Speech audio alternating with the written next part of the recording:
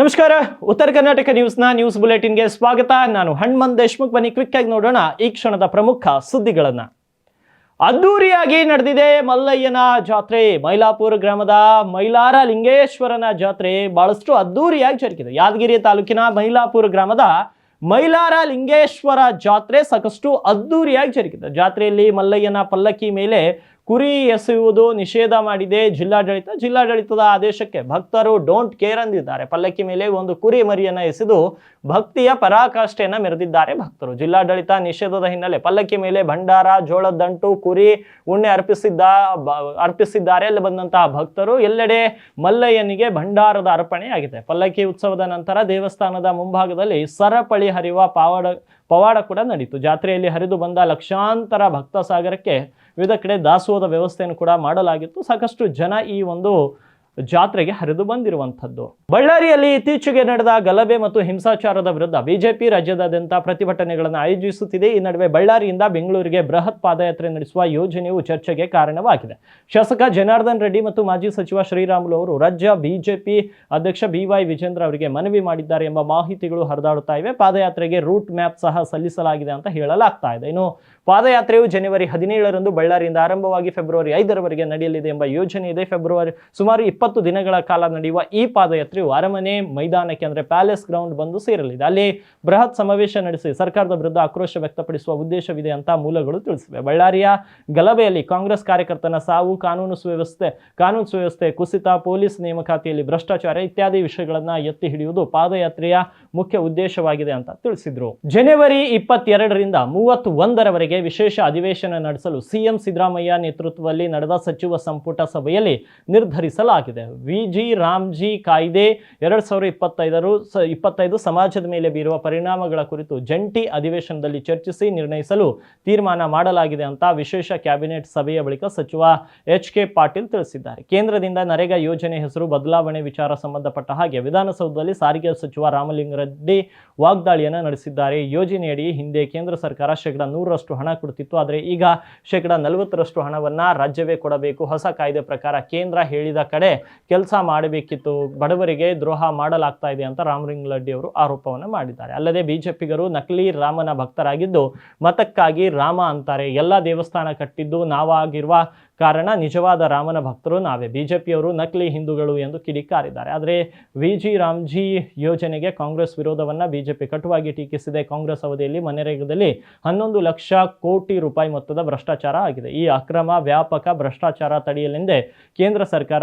ವಿಜಿ ರಾಮ್ಜಿ ಕಾಯ್ದೆ ಜಾರಿಗೆ ತಂದಿದೆ. ಆದರೆ ಕಾಂಗ್ರೆಸ್ಗೆ ಇದೇ ದೊಡ್ಡ ಸಮಸ್ಯೆಯಾಗಿದೆ ಅಂತ ಕೇಂದ್ರ ಆಹಾರ ಮತ್ತು ನಾಗರಿಕ ಸರಬರಾಜು ಸಚಿವ ಪ್ರಹ್ಲಾದ್ ಜೋಶಿ ಈ ಹಿಂದೆ ಆರೋಪಿಸಿದರು. ವಿಜಿ ರಾಮ್ಜಿ ಕಾಯ್ದೆಯಲ್ಲಿ AI ತಂತ್ರಜ್ಞಾನ, GPS ಟ್ರ್ಯಾಕಿಂಗ್ ಅಳವಡಿಸಿದ್ದು ಕೆಲಸದ ಗುಣಮಟ್ಟವನ್ನು ಪರೀಕ್ಷಿಸಲಾಗುತ್ತಿದೆ. ಮನರೇಗಾದಲ್ಲಿ ಹಣ ಹೊಡೆಯುತ್ತಿದ್ದ ಕಾಂಗ್ರೆಸ್ನ ಮಧ್ಯವರ್ತಿಗಳಿಗೆ ಇದುವೇ ತಲೆನೋವಾಗಿ ಪರಿಣಮಿಸಿದೆ. ಹಾಗಾಗಿ ವಿರೋಧಿಸುತ್ತಿದ್ದಾರೆ ಅಂತ ತಿರುಗೇಟನ್ನು ಕೂಡ ಅವರು ನೀಡಿದ್ರು. ಖಾಸಗಿ ಕಾರ್ಯಕ್ರಮಕ್ಕಾಗಿ ಜರ್ಮನ್ ಚಾನ್ಸಲರ್ಗಳು ಬೆಂಗಳೂರಿಗೆ ಭೇಟಿ ನೀಡಿದ್ದಾರೆ. ಪ್ರೋಟೋಕಾಲ್ ಲೋಪ ಆಗಿಲ್ಲ ಅಂತ ಸಚಿವ MB ಪಾಟೀಲ್ ಸ್ಪಷ್ಟನೆಯನ್ನ ನೀಡಿದ್ದಾರೆ. ವಿಧಾನಸೌಧದಲ್ಲಿ ಪ್ರತಿಕ್ರಿಯಿಸಿದಂತ ಅವರು ಜರ್ಮನಿ ಚಾನ್ಸಲರ್ಸ್ ಟೂರ್ ಕಾರ್ಯಕ್ರಮ ಮೊದಲೇ ಫಿಕ್ಸ್ ಆಗಿತ್ತು. ಅವ್ರದ್ದು ರಾಜ್ಯ ಸರ್ಕಾರದ ಜೊತೆ ಯಾವುದೇ ಕಾರ್ಯಕ್ರಮ ಇರಲಿಲ್ಲ. ನಾನು ಸರ್ಕಾರದ CM ಪ್ರತಿನಿಧಿಯಾಗಿ ಅವರ ಪರವಾಗಿಯೇ ಹೋಗಿ ಸ್ವಾಗತ ಮಾಡಿದ್ದೇನೆ ಅಂತ ತಿಳಿಸಿದ್ದಾರೆ. ಬಾಷ್ ಕಂಪನಿಯ ಜೊತೆಗೆ ಚರ್ಚೆ ಮಾಡುವುದಕ್ಕೆ ಬಂದಿದ್ರು. ಅವರು ನೇರವಾಗಿ ಬಾಷ್ಗೆ ಬಂದು ಅಲ್ಲಿಂದ ಇಂಡಿಯನ್ ಇನ್ಸ್ಟಿಟ್ಯೂಟ್ ಆಫ್ ಸೈನ್ಸ್ಗೆ ಹೋಗಿದ್ರು. ಇದೆಲ್ಲವೂ ಕೂಡ ಮೊದಲೇ ಫಿಕ್ಸ್ ಆಗಿತ್ತು. ಅವರು ಕೇವಲ ಜರ್ಮನ್ ಮೀಡಿಯಾಗೆ ಮಾತ್ರ ಮಾಹಿತಿಯನ್ನು ನೀಡಿದರು. CM ರಿಸೀವ್ ಮಾಡುವುದಕ್ಕೆ ಮಾತ್ರ ಬರಬಹುದಾಗಿತ್ತು. ವಿರೋಧ ಪಕ್ಷದವರು ಹೇಳಿದಷ್ಟು ಗಂಭೀರ ಲೋಪ ಆಗಿಲ್ಲ. ಕೇಂದ್ರದವರು ಮೊದಲೇ ನಿಗದಿಯಾಗಿದ್ದ ಮಾಹಿತಿಯನ್ನು ಮಾತ್ರ ಕಳಿಸಿದ್ರು. ಅವರ ಖಾಸಗಿ ಕಾರ್ಯಕ್ರಮ ಅಲ್ಲದಿದ್ರೆ ಖಂಡಿತವಾಗಿ ಸ್ವಾಗತಕ್ಕೆ CM ಬರ್ತಾ ಇದ್ರು ಅಂತ ಹೇಳಿದ್ದಾರೆ. ಈ ಗಿರಾಕಿ ಎಲ್ಲಿಂದ, ಅವನು ಎಷ್ಟು ಮಾತನಾಡ್ತಾನ, ಇವನಿಗೆ ನಾನು ಹೆದರ್ತೀನ ಎಂದು ಪ್ರಶ್ನಿಸುವ ಮೂಲಕ ಮಾಜಿ ಸಚಿವ HD ರೇವಣ್ಣ ಅವರು ಅರಸೀಕೆರೆ ಶಾಸಕ ಶಿವಲಿಂಗೇಗೌಡ ಅವರ ವಿರುದ್ಧ ಆಕ್ರೋಶವನ್ನ ಹೊರಹಾಕಿದ್ದಾರೆ. ಅರಸೀಕೆರೆಯಿಂದ ಸ್ಪರ್ಧೆ ಮಾಡುವಂತೆ ಶಿವಲಿಂಗೇಗೌಡ ಪಂತವಾಹನ ನೀಡಿದ ವಿಚಾರಕ್ಕೆ ಸಂಬಂಧಿಸಿದಂತೆ ಆಲೂರು ತಾಲೂಕಿನಲ್ಲಿ JDS ಕಾರ್ಯಕರ್ತರ ಸಭೆಯಲ್ಲಿ ಮಾತನಾಡಿದ ರೇವಣ್ಣ, ಅವನಿಗೆ ತಾಕತ್ತಿದೆಯಾ? ಆ ಸಮಾಜದ ಹೆಸರು ಹೇಳಿಕೊಂಡು 20 ವರ್ಷ ರಾಜಕೀಯ ಮಾಡಿದ್ದಾನೆ. ಅರಸೀಕೆರೆಯಲ್ಲಿ ಏನು ನಡೆಯುತ್ತಿದೆ ನನಗೆ ಗೊತ್ತಿದೆ, ಇದು ಏನು ಇಲ್ಲಿಗೆ ಮುಗಿಯುವುದಿಲ್ಲ ಅಂತ ಏಕವಚನದಲ್ಲಿ ವಾಗ್ದಾಳಿ ನಡೆಸಿ ಪಂತವಾಹನವನ್ನು ಸ್ವೀಕರಿಸಿದರು. ನಾನು ಸವಾಲನ್ನು ಸ್ವೀಕಾರ ಮಾಡ್ತೇನೆ, ಆದರೆ ಹೈಕಮಾಂಡ್ ತೀರ್ಮಾನ ಮಾಡಬೇಕು. ಅವನು ಈ ಮಟ್ಟಕ್ಕೆ ಬರಬೇಕಾದ್ರೆ ಏನೇನು ಮಾಡಿದ್ದಾನೆ ಅನ್ನೋದು ನನಗೆ ಗೊತ್ತಿದೆ. ಹಲವಾರು ಜನರ ಕಷ್ಟಗಳನ್ನ ಪರಿಹಾರ ಮಾಡಿದ ಜನುಕಲ್ ಸಿದ್ದೇಶ್ವರ ಸ್ವಾಮಿ ದೇವಸ್ಥಾನ ಅವರ ಕ್ಷೇತ್ರದಲ್ಲಿ ಇದ್ದು ಸತ್ಯ ಹೇಳಬೇಕು. ಅಂದು ನಮ್ಮ ಸಮುದಾಯದವರು ಒಕ್ಕಲಿಗರಿಗೆ ಟಿಕೆಟ್ ನೀಡಿ ಎಂದಿದ್ರು. ಆದರೂ ಕುರುಬ ಸಮುದಾಯದ ಬಿಳಿ ಚೌಡಯ್ಯ ಅವರನ್ನ ಜಿಲ್ಲಾ ಪಂಚಾಯತ್ ಉಪಾಧ್ಯಕ್ಷರಾಗಿ ಮಾಡಿದ್ದೆ. ಈಗ ವ್ಯಾಪಾರ ನಡೆಯುತ್ತಿದ್ದು 4 ಬಾರಿ ಗೆಲ್ಲಿಸಿದವರು ಯಾರು ಎಂದು ಪ್ರಶ್ನಿಸಿದರು. ಚುನಾವಣೆಯಲ್ಲಿ ಸೋತ ದಿನ ಆ ಗಿರಾಕಿಯನ್ನ ಸಾಯಂಕಾಲ ನಮ್ಮ ಮನೆಗೆ ಕರೆದುಕೊಂಡು ಹೋಗಿ ಊಟ ಹಾಕಿದ್ದೆ. ಲಿಂಗಾಯತ್ ಸಮುದಾಯದವರಿಗೆ ಅರಸೀಕೆರೆ ಕ್ಷೇತ್ರ ನೀಡಬೇಕು ಎಂದು ನನ್ನ ತಂದೆಯವರು ಹೇಳಿದ್ರು. ಆದರೆ ಅವರ ಮಾತು ಮೀರಿ ನಾನು ತಪ್ಪು ಮಾಡಿ ಎಲ್ಲೋ ಇದ್ದ ಈ ಕೊಚ್ಚೆಗೆ ಸೀಟ್ ನೀಡಿದ್ದೆ ಎಂದು ಸಿಟ್ಟು ಹೊರಹಾಕಿದ್ರು. ಬಿಜೆಪಿಯವರು ನಕಲಿ ರಾಮನ ಭಕ್ತರು, ಓಟಿಗೋಸ್ಕರ ಚುನಾವಣೆಗೋಸ್ಕರ ರಾಮ ಅಂತಾರೆ. ಕಾಂಗ್ರೆಸ್ನವರು ನಿಜವಾದ ರಾಮನ ಭಕ್ತರು ಅಂತ ಬಿಜೆಪಿ ವಿರುದ್ಧ ಸಚಿವ ರಾಮಲಿಂಗಾರೆಡ್ಡಿ ವಾಗ್ದಾಳಿಯನ್ನ ನಡೆಸಿದ್ದಾರೆ. ನರೇಗಾ ಹೆಸರು ಬದಲಾವಣೆ ಮಾಡಿರುವಂತಹ ಕೇಂದ್ರದ ನಿರ್ಧಾರಕ್ಕೆ ವಿಧಾನಸೌಧದಲ್ಲಿ ಪ್ರತಿಕ್ರಿಯೆ ನೀಡಿದ ಅವರು, ಕೇಂದ್ರ ಸರ್ಕಾರ ನರೇಗಾ ಗಾಂಧೀಜಿ ಹೆಸರನ್ನ ಬದಲಾವಣೆ ಮಾಡಿದೆ. ಮೊದಲು ಕೇಂದ್ರವೇ 100% ಹಣ ನೀಡ್ತಾ ಇತ್ತು, ಈಗ 40% ಹಣ ರಾಜ್ಯ ಕೊಡಬೇಕು. ಹೊಸ ಕಾಯ್ದೆ ಅಡಿಯಲ್ಲಿ ಕೇಂದ್ರ ಸರ್ಕಾರ ಹೇಳಿದ ಕಡೆ ಮಾತ್ರ ಕೆಲಸ ಮಾಡಬೇಕು. ಹೊಸ ಕಾಯ್ದೆಯಿಂದ ಉದ್ಯೋಗ ಖಾತ್ರಿ ಎನ್ನುವುದು ಹೋಯ್ತು. ಕೇಂದ್ರ ಸರ್ಕಾರ ಬಡವರಿಗೆ ದ್ರೋಹವನ್ನ ಮಾಡ್ತಾ ಇದೆ. ರಾಮ್ ಜಿ ಎಂದು ಹೆಸರನ್ನ ಇಟ್ಟಿದ್ದಾರೆ. ನರೇಗಾ ಬದಲಾವಣೆ ಮಾಡಿರುವುದು ಬಡ ಜನರಿಗೆ ಮಾಡಿದ ದ್ರೋಹ ಅಂತ ಕಿಡಿಕಾರಿದ್ದಾರೆ. ಇನ್ನು ಕಾಂಗ್ರೆಸ್ ಅವರಿಗೆ ರಾಮನನ್ನ ಕಂಡ್ರೆ ಆಗುವುದಿಲ್ಲ ಎಂಬ ಬಿಜೆಪಿ ನಾಯಕರ ಆರೋಪಕ್ಕೆ ಕಿಡಿಕಾರಿದವರು, ಬಿಜೆಪಿಯವರು ನಕಲಿ ರಾಮನ ಭಕ್ತರು, ಓಟಿಗಾಗಿ ರಾಮ ಎಂತಾರೆ. ಎಲ್ಲ ದೇವಸ್ಥಾನ ಕಟ್ಟಿದ್ದು ನಾವೇ ನಿಜವಾದ ರಾಮ ಭಕ್ತರು. ಬಿಜೆಪಿಯವರು ನಕಲಿ ಹಿಂದೂಗಳು ಅಂತ ಹೇಳಿದ್ದಾರೆ. ಗಾಂಧಿಯವರ ಹೆಸರು ತೆಗೆಯಲು ಹೇಗೆ ಅವರಿಗೆ ಮನಸ್ಸು ಬಂತು? ಬೇರೆ ದೊಡ್ಡ ಯೋಜನೆ ಮಾಡಿ ಗಾಂಧೀಜಿ ಹೆಸರು ಇಡಬಹುದಿತ್ತು. ಗಾಂಧಿ ಹೆಸರು ಬದಲಾವಣೆ ಮಾಡಿರೋದು ಗಾಂಧಿ ಬಗ್ಗೆ ಇವರಿಗೆ ಇರುವಂತಹ ಅಸಹನೆ, ದ್ವೇಷ ಎದ್ದು ಕಾಣುತ್ತೆ. ಗಾಂಧೀಜಿಯನ್ನ ಕೊಂದವರು RSSನವರು. ಕೇಂದ್ರ ಸರ್ಕಾರ ಗಾಂಧಿ ತತ್ವವನ್ನ ಇಡೀ ದೇಶಕ್ಕೆ ತರಲಿ. ಬಿಜೆಪಿ, RSS, ಹಿಂದೂ ಮಹಾಸಭಾ, ಬಜರಂಗ್ ದಳದವರನ್ನ ಬಿಟ್ಟು ಎಲ್ಲರನ್ನ ಗಾಂಧೀಜಿ ಅವರ ಅಭಿಮಾನಿಗಳೇ.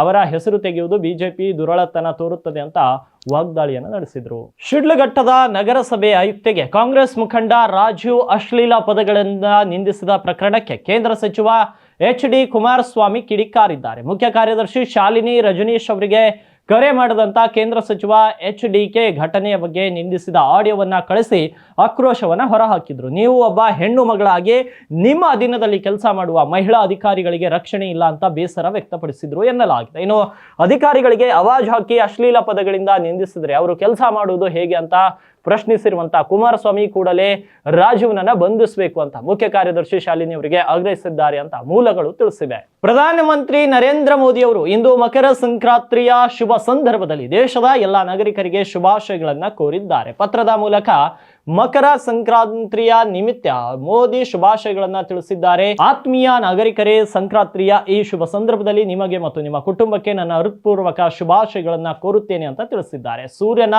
ಪಥ ಬದಲಾವಣೆಯ ಹೊಸ ಆರಂಭವನ್ನು ಸೂಚಿಸುವ ಸಂಕ್ರಾಂತಿಯ ಭರವಸೆ ಮತ್ತು ಸಕಾರಾತ್ಮಕತೆಯ ಸಂಕೇತವಾಗಿದೆ. ದೇಶದಾದ್ಯಂತ ವಿವಿಧ ರೂಪಗಳಲ್ಲಿ ಅಂದ್ರೆ ಅಷ್ಟೇ ಉತ್ಸಾಹದಿಂದ ಆಚರಿಸಲಾಗುವ ಈ ಹಬ್ಬವು ನಮ್ಮ ಸಾಂಸ್ಕೃತಿಕ ಶ್ರೀಮಂತಿಕೆಯನ್ನ ಪ್ರತಿಬಿಂಬಿಸುತ್ತದೆ ಮತ್ತು ನಮ್ಮನ್ನೆಲ್ಲ ಒಟ್ಟಾಗಿ ಬೆಸೆಯುವ ಒಗ್ಗಟ್ಟಿನ ಭಾವನೆಯನ್ನ ನೆನಪಿಸುತ್ತದೆ. ಈ ಹಬ್ಬವು ನಮ್ಮ ರೈತರು ಮತ್ತು ಅವರ ಕುಟುಂಬಗಳು ಜೀವನದಲ್ಲಿ ವಿಶೇಷ ಸ್ಥಾನಮಾನವನ್ನು ಹೊಂದಿವೆ. ಇದು ನಮ್ಮ ಅನ್ನದಾತರಿಗೆ ಕೃತಜ್ಞತೆಯನ್ನ ಸಲ್ಲಿಸುವ ಮತ್ತು ಆ ಮೂಲಕ ನಮ್ಮ ಸಮಾಜವನ್ನ ಬಲಪಡಿಸುವ ಸಂದರ್ಭವಾಗಿದೆ. ಸಂಕ್ರಾಂತಿಯು ನಮ್ಮನ್ನ ಆತ್ಮವಿಶ್ವಾಸ ಮತ್ತು ಆಶಾವಾದದೊಂದಿಗೆ ಮುನ್ನಡೆಯಲು ಪ್ರೋತ್ಸಾಹಿಸುತ್ತದೆ. ನಿಮ್ಮ ಮುಂದಿನ ದಿನಗಳು ಯಾವಾಗಲೂ ಸಮೃದ್ಧಿ, ಸಕಾರಾತ್ಮಕತೆ ಮತ್ತು ಉತ್ತಮ ಆರೋಗ್ಯದಿಂದ ಕೂಡಿರಲಿ. ನಿಮ್ಮ ಮನೆಯಲ್ಲಿ ಸಂತೋಷ ನೆಲೆಸಲಿ. ನಿಮ್ಮೆಲ್ಲ ಪ್ರಯತ್ನಗಳಲ್ಲಿ ಯಶಸ್ಸು ಸಿಗಲಿ ಮತ್ತು ಸಮಾಜದಲ್ಲಿ ಸಾಮರಸ್ಯ ಮೂಡಲಿ ಅಂತ ಮೋದಿ ಆಶಿಸಿದ್ದಾರೆ.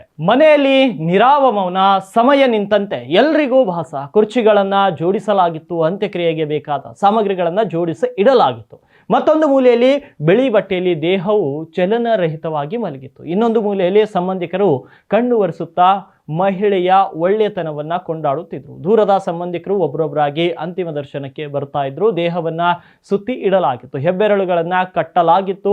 ಮೂಗಿನಲ್ಲಿ ಹತ್ತಿಯನ್ನು ಕೂಡ ಇಡಲಾಗಿತ್ತು. ಇದ್ದಕ್ಕಿದ್ದಂತೆ ದೇಹ ಚಲಿಸಿದ್ದಂತೆ ಅನಿಸಿತ್ತು. ಒಂದೆಡೆ ಖುಷಿಯಾದ್ರೆ ಮತ್ತೊಂದೆಡೆ ನಿಜವೋ ಸುಳ್ಳು ಎನ್ನುವ ಆತಂಕ ಕೂಡ ಕಾಡಿತ್ತು. ಈ ಘಟನೆ ನಾಗಪುರ ಜಿಲ್ಲೆಯ ರಾಮ್ಟೆಕ್ ನಗರದಲ್ಲಿರುವ ಡಾಕ್ಟರ್ ಬಾಬಾ ಸಾಹೇಬ್ ಅಂಬೇಡ್ಕರ್ ವಾರ್ಡ್ನಲ್ಲಿ ನಡೆದಿದೆ.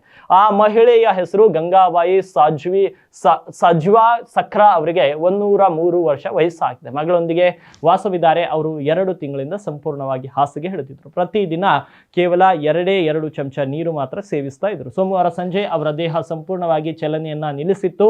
ಆಕೆ ಸತ್ತಿದ್ದಾಳೆ ಎಂದು ಪರಿಗಣಿಸಿ ಎಲ್ಲ ಅಂತ್ಯಕ್ರಿಯೆ ವಿಧಿವಿಧಾನಗಳನ್ನ ಪ್ರಾರಂಭಿಸಲಾಯಿತು. ಮರುದಿನ ಬೆಳಗ್ಗೆ ಅಂತ್ಯಕ್ರಿಯೆಯ ಮೆರವಣಿಗೆ ನಿಗದಿಯಾಗಿತ್ತು ಮತ್ತು ಅಂತ್ಯಕ್ರಿಯೆಯ ಸಾಮಗ್ರಿಗಳು ಮತ್ತು ಶವ ವಾಹನವನ್ನು ಸಹ ಕರೆತರಲಾಗಿತ್ತು. ಸಂಜೆ 7 ಗಂಟೆಯ ಸುಮಾರಿಗೆ ಸಂಬಂಧಿಕರು ಮತ್ತು ಪರಿಚಯಸ್ಥರು ಮನೆಯಲ್ಲಿ ಜಮಾಯಿಸಿದಾಗ ಗಂಗಾಬಾಯಿಯ ಕಾಲು ಇದ್ದಕ್ಕಿದ್ದಂತೆ ಇದ್ದಕ್ಕಿದ್ದಂತೆ ಅಳಗಾಡಿತು. ಮೊಮ್ಮಗ ರಾಕೇಶ್ ಸಕ್ರಾ ಇದನ್ನು ಗಮನಿಸಿದ ತಕ್ಷಣ ಅವನು ಅವರ ಕಾಲಿಗೆ ಕಟ್ಟಿದ ದಾರವನ್ನು ಕತ್ತರಿಸಿದ್ದಾನೆ. ಗಂಗಾಬಾಯಿ ಭಾರವಾಗಿ ಉಸಿರಾಡಲು ಆರಂಭಿಸಿದಳು. ಗಂಗಾಬಾಯಿ ಅವರ ಅಂತ್ಯಕ್ರಿಯೆಗೆ ಜಮ್ಮು ಮತ್ತು ಕಾಶ್ಮೀರ ಮತ್ತು ಬಾಲ್ಘಟ್ ಸೇರಿದಂತೆ ದೂರದ ಸ್ಥಳಗಳಿಂದ ಬಂದಿದ್ದ ಸಂಬಂಧಿಕರು ರಾಮ್ಟೆಕ್ ತಲುಪಿದ್ರು ಮತ್ತು ಅವರು ಜೀವಂತವಾಗಿರುವುದನ್ನು ನೋಡಿ ಅಚ್ಚರಿಯನ್ನ ಪಟ್ಟರು.